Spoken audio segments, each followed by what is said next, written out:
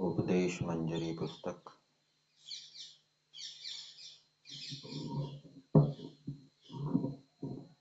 जिसमें महर्षि दयानंद जी के उपदेशों का संग्रह किया गया है।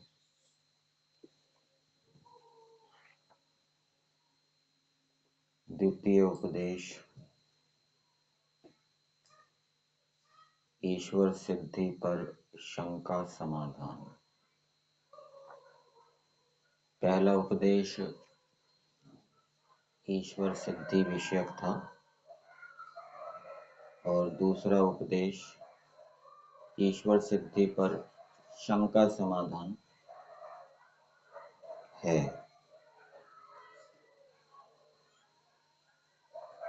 एक प्रश्न दिया है,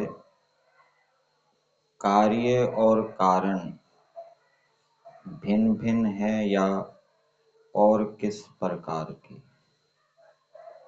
कार्य और कारण अलग अलग हैं या एक हैं? जैसे मिट्टी कारण है और घड़ा कार्य है।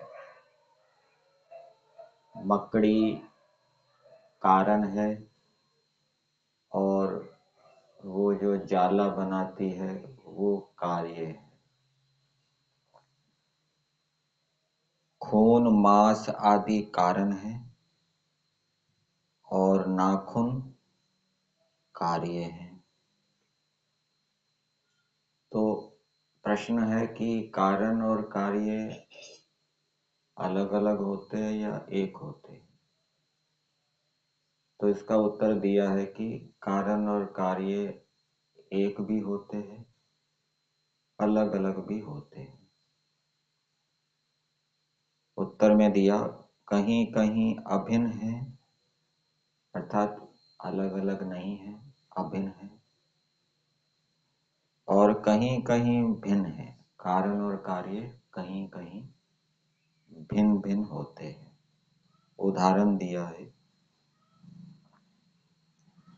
मृत्तिका से बना हुआ घट मृत्तिका ही रहता है। मिट्टी को संस्कृत में मृत्तिका कहते हैं। तो मिट्टी से बना हुआ जो घड़ा होता है वो मिट्टी ही रहता है। मिट्टी कारण है और घड़ा कार्य है। तो यहाँ कारण और कार्य अभिन्न है, एक है। परंतु मांस शोणित से नख उत्पन्न होते हैं। खून की संस्कृत होती है शोणित। खून को रक्त भी कहते हैं। तो खून और मांस से नाखून उत्पन्न होते हैं, अर्थात नाखूनों का कारण क्या है? खून और मांस। तथापि मांस और खून ये नख नहीं है। नाखून अलग है और मांस और खून अलग अलग है। तो यहाँ कारण और कार्य अलग अलग हो गए, भिन्न हो गए। लेकिन मिट्टी और घड़े वाले उदाहरण में कारण और कार्य एक ही बताए। घड़ा भी मिट्टी ही है। इसी प्रकार मकड़ी के पेट से जाला उत्पन्न होता है, परंतु इससे मकड़ी जाला नहीं होती। जाला कार्य है और मकड़ी कारण है। तो दोनों यहाँ पर भिन्न है, अलग अलग। फिर एक संस्कृत का वाक्य दिया है, गोमयात् जायते वृश्चिका। गोबर को संस्कृत में गोमय कहते हैं और बिच्छू को संस्कृत में वृश्चिका कहते हैं। तो इस वाक्य में बताया गोबर से बिच्छू उत्पन्न होता है, तो बिच्छू का कारण क्या हो गया? गोबर हो गया। तो भी गोबर और बिच्छू क्या कभी एक हो सकते हैं? तो गोबर अलग है, बिच्छू अलग है। तो ये चर्चा किस लिए की, इसको इस रूप में समझना चाहिए। इस सृष्टि का कारण कौन है? इस सृष्टि का कारण ब्रह्म है, परमेश्वर है। और अद्वैतवादी क्या मानते हैं? ये जो संसार है ये ब्रह्म है। ब्रह्म और संसार में भेद नहीं है। ब्रह्म हो गया कारण और संसार क्या हो गया? कार्य। तो कारण और कार्य में भेद भी होता है, अभेद भी होता है। ब्रह्म को हम संस्कार नहीं कह सकते। क्यों? क्योंकि ब्रह्म चेतन है और संसार क्या है? जड़ है। गोबर को बिच्छू नहीं कह सकते, क्योंकि गोबर जड़ है और बिच्छू क्या है? चेतन है। तो इस रूप में समझाया। फिर एक उपनिषद का वाक्य दिया है, एकम एव अद्वितीयम। ऐसी श्रुति है।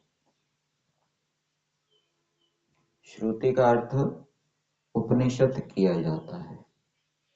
ये उपनिषद के कुछ पद दे दिए, एकम एव अद्वितीयम। और जो अद्वैतवादी हैं, वेदांती हैं, वो इसके माध्यम से अपने अद्वैत को सिद्ध करते हैं कि संसार की उत्पत्ति से पहले केवल ब्रह्म ही था और कुछ नहीं था।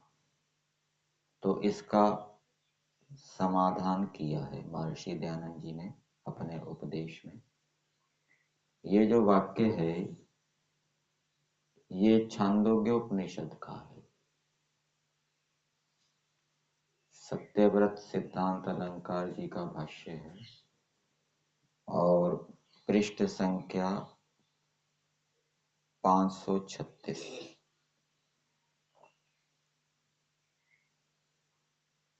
छठा प्रपाठक है, दूसरा खंड है और इसका पहला श्लोक दिया है।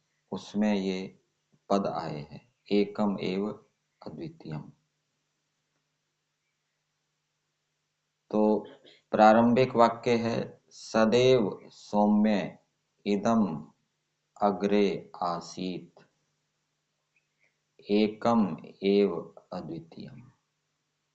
अग्रे अर्थात सृष्टि से पहले, हे सौम्य, यह सत्य ही वर्तमान था। सृष्टि के प्रारंभ में सत्य ही था। फिर आगे दिया, एकम एव अद्वितीयम। वो एक ही था, अद्वितीय था, उसके जैसा कोई दूसरा नहीं था।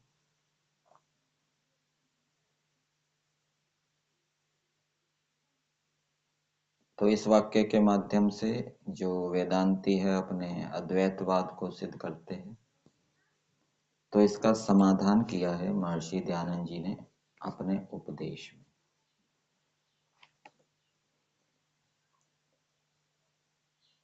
उसका अर्थ करने में इस उपर्युक्त व्यवस्था से कुछ आपत्ति नहीं आती। कौन सी व्यवस्था से? कि जड़ अलग होता है, चेतन अलग होता है। जड़ और चेतन एक नहीं हो सकते। सृष्टि की उत्पत्ति से पहले एक ही अद्वितीय था। ठीक है। यदि प्रकृति और ब्रह्म को हम एक कहें, क्या कहा, यदि प्रकृति और ब्रह्म अभिन्न है, एक है, तब तो कह सकते हैं कि सृष्टि से पहले एक ही था। परंतु प्रकृति और ब्रह्म एक नहीं है, भिन्न है, अलग अलग है। इसलिए ये नहीं कह सकते कि सृष्टि से पहले केवल ब्रह्म ही था, अपितु प्रकृति भी थी।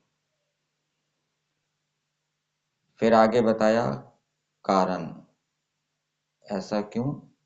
तो इसका अर्थ किया है अद्वितीय अर्थात ईश्वर ही उपादान हुआ, ऐसा नहीं।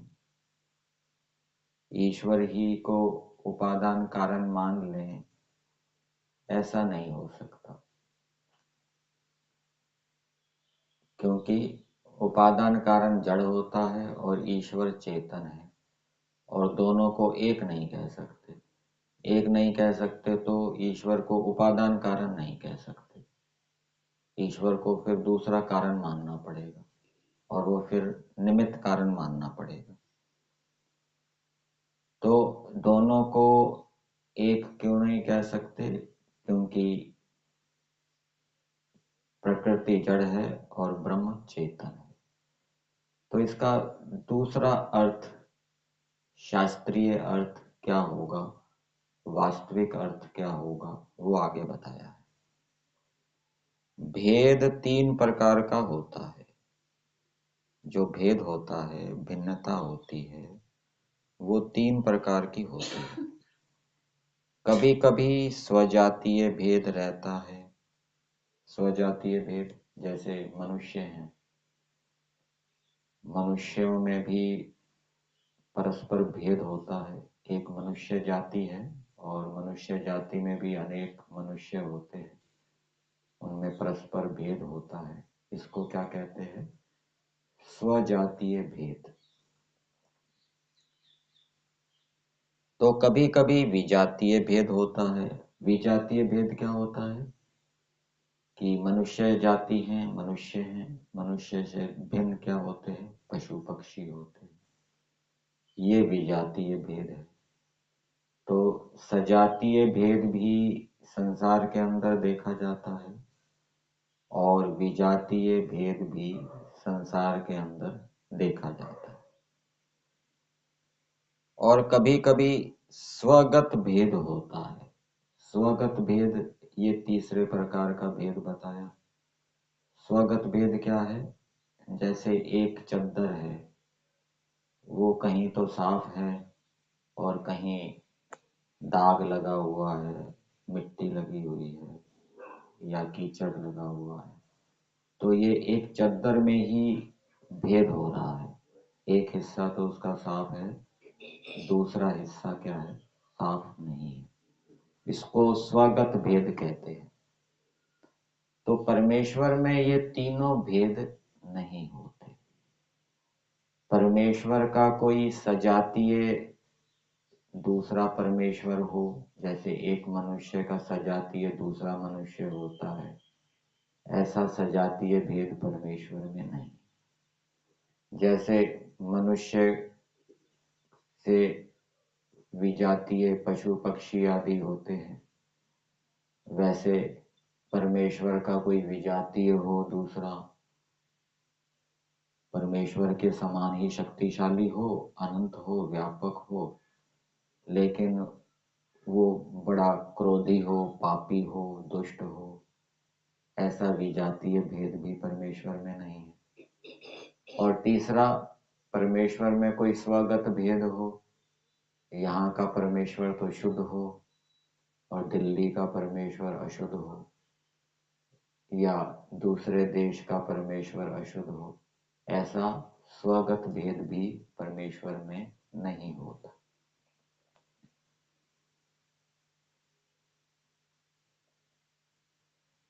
अब अद्वितीय है, आधुनिक वेदांत वाले जो अद्वितीय का अर्थ करते हैं तो वो बता रहे हैं, अर्थात सब जो कुछ है वह ईश्वर ही है, एकम एव अद्वितीयम। इस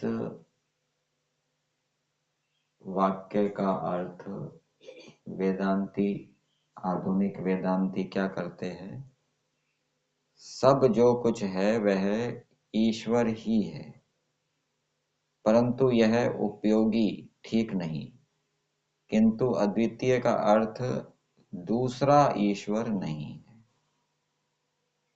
तो एकमेव अद्वितीयम, इसको यदि हम पहले वाक्य के साथ जोड़कर अर्थ करें तो क्या अर्थ होगा, सदैव सौम्य इदम अग्रे आसीत। हे सौम्य, सृष्टि से पहले सत ही था, और वो कैसा था, एक ही था।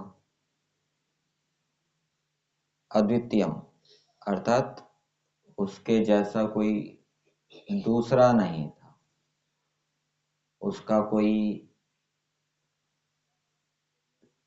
सजातीय नहीं था, उसका कोई विजातीय नहीं था, और उसका कोई स्वगत भेद भी नहीं था। तो केवल एक ब्रह्म ही था।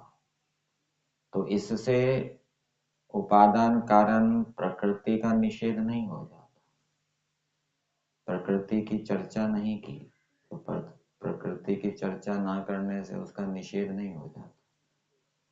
प्रकृति और यदि ब्रह्म एक होते तब तो एक कहने से दोनों का ग्रहण हो सकता था, लेकिन प्रकृति और ब्रह्म एक नहीं है, भिन्न है, इसलिए प्रकृति को भी स्वीकार करना पड़ेगा। फिर आगे दूसरे उपदेश में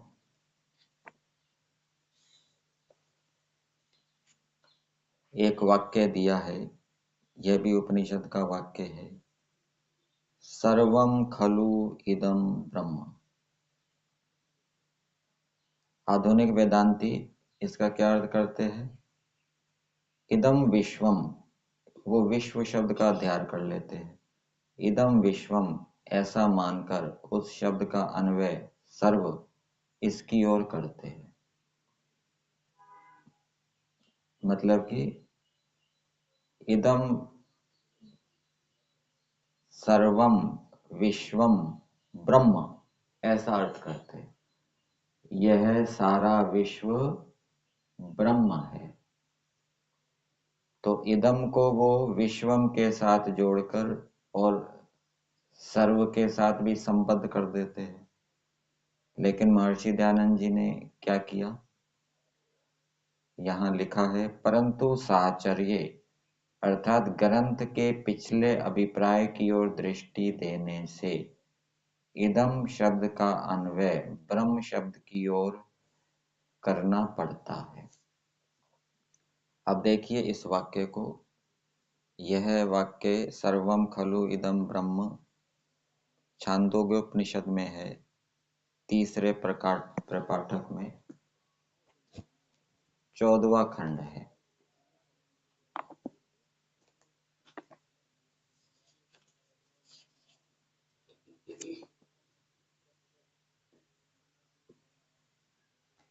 और 13वें खंड में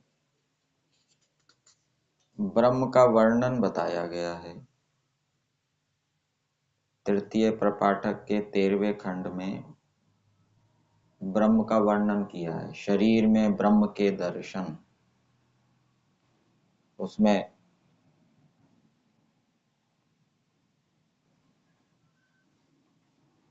कुछ श्लोक दिए हैं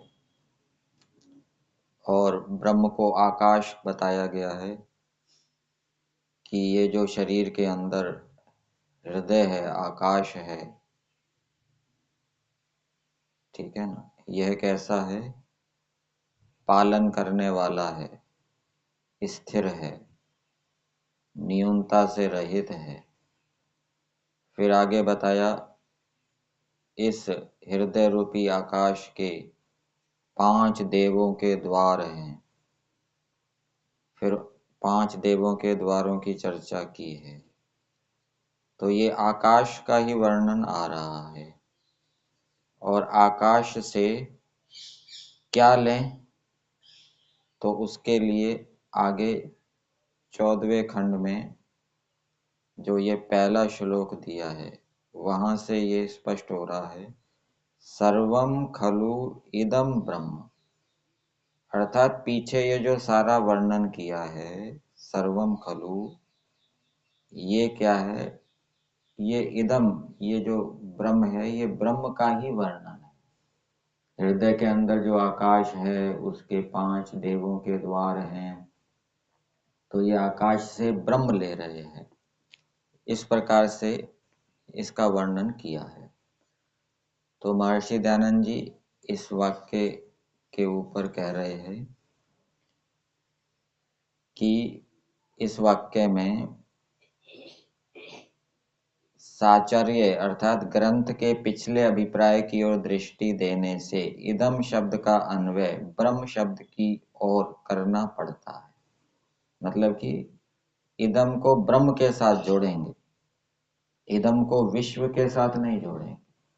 उन्होंने विश्व का अन्वय कर दिया, अध्यार कर दिया और ये इदम को विश्व के साथ जोड़ दिया।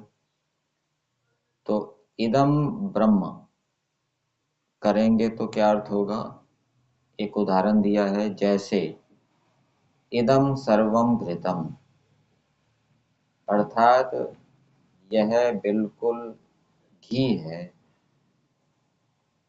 तेल मिश्रित नहीं। ऐसा सर्व शब्द का अर्थ है सर्वम खलु इदम ब्रह्म। अर्थात पीछे जो ये वर्णन आया, इदम विश्वम से, इदम से विश्व नहीं लेंगे, इदम से क्या लेंगे, पीछे ये जो वर्णन आया ये क्या है, केवल ब्रह्म का ही वर्णन है। इसमें और किसी संसार का या जीव का वर्णन नहीं है, ये कह रहे हैं। ऐसा सर्व शब्द का अर्थ है। ऐसा अर्थ करने से ऊपर के हमारे कहे अनुसार श्रुति का अर्थ होने से कोई कठिनाई नहीं होती। तो वेदांतियों ने अपने मत की सिद्धि के लिए गड़बड़ की, उपनिषद का कोई बीच में से वाक्य ले लिया, उसका पीछे के वाक्यों के साथ या पीछे के वर्णन के साथ कोई संबंध नहीं किया और नए शब्द जोड़कर अपनी मान्यता को सिद्ध करने लगे। फिर आगे दिया है, नाना वस्तु ब्रह्मणि अथवा बृहद आरण्यकोपनिषद में एक वाक्य दिया है, या आत्मनि तिष्ठन् आत्मनो अंतरो यम आत्मा न वेद अथवा यस्य आत्मा शरीरम। तो ये परमेश्वर का वर्णन समझना चाहिए। जो आत्मा के अंदर रहता हुआ, परमेश्वर कैसा है, आत्मा के अंदर रहता हुआ, आत्मनो अंतरो, आत्मा से भिन्न है, यम आत्मा न वेद, जिसको आत्मा नहीं जानता कि वो परमेश्वर मेरे अंदर बैठा है, अंतर्यामी है। कौन सी आत्मा नहीं जानता, जो अज्ञानी है, विद्या से रहित है। अथवा यस्य आत्मा शरीरम, और आत्मा जिसका क्या है, शरीर है। इस वाक्य के अर्थ के विषय में आपत्ति आएगी, इसका विचार करना चाहिए। एक ही शरीर के स्थान में व्यापक और व्याप्य इन दोनों धर्मों की योजना नहीं करते बनते। तो वाक्य है, या आत्मनि तिष्ठन् आत्मनो अंतरो यम आत्मा न वेद। तो व्यापक कौन हो गया, परमेश्वर। व्याप्य कौन हो गया, आत्मा। अब आगे जो वाक्य दिया, यस्य आत्मा शरीरम, यदि यहाँ आत्मा से परमात्मा लेंगे तो फिर व्याप्य और व्यापक का भेद नहीं रहेगा, वही परमेश्वर व्यापक हो जाएगा और वही परमेश्वर व्याप्य हो जाएगा। जबकि नियम क्या है, व्याप्य अलग होता है और व्यापक अलग होता है। इसलिए ये जो वाक्य दिया, यस्य आत्मा शरीरम, यहाँ आत्मा से किसका ग्रहण करेंगे, जीवात्मा का, परमात्मा का ग्रहण नहीं करेंगे। आगे एक उदाहरण दिया है, गृह आकाश में स्थित है, घर आकाश में स्थित है और आकाश ये व्यापक है और घर क्या है, व्याप्य है। इसलिए आकाश और गृह ये एक ही हैं व अभिन्न है, ऐसा अनुमान निकालते नहीं आता। तो क्या उदाहरण दिया, घर आकाश में स्थित है, आकाश क्या हो गया, व्यापक, घर क्या हो गया, व्याप्य। तो इन दोनों को एक नहीं कह सकते, ठीक है। इन दोनों को अलग अलग ही कहना पड़ेगा। व्याप्य अलग होता है, व्यापक अलग होता है। इसी प्रकार से जो परमेश्वर आत्मा के अंदर रहता है, आत्मा से भिन्न है, और आत्मा जिसका शरीर है, तो यहाँ पर भी दोनों को एक नहीं कह सकते। जीवात्मा अलग है, व्याप्य है, परमेश्वर अलग है, वो व्यापक है। इसी प्रकार जीवात्मा और परमात्मा ये अभिन्न है, ऐसा कहने का अवकाश नहीं रहता। अर्थात जीवात्मा और परमात्मा एक ही हैं, ऐसा कहने का कोई अवसर ही नहीं है, अवकाश ही नहीं। क्यों अवकाश नहीं है? क्योंकि व्यापक अलग होता है, व्याप्य अलग होता है, दोनों में भेद होता है। इसलिए दोनों की अलग अलग सत्ता है। जीवात्मा अलग है, परमेश्वर अलग है। और एक तत्व और है, प्रकृति। ये तीनों तत्व हमेशा विद्यमान रहते हैं और परमेश्वर प्रकृति में भी व्यापक है और जीवात्मा में भी व्यापक है। प्रकृति व्याप्य है और जीवात्मा व्याप्य। यहीं तक।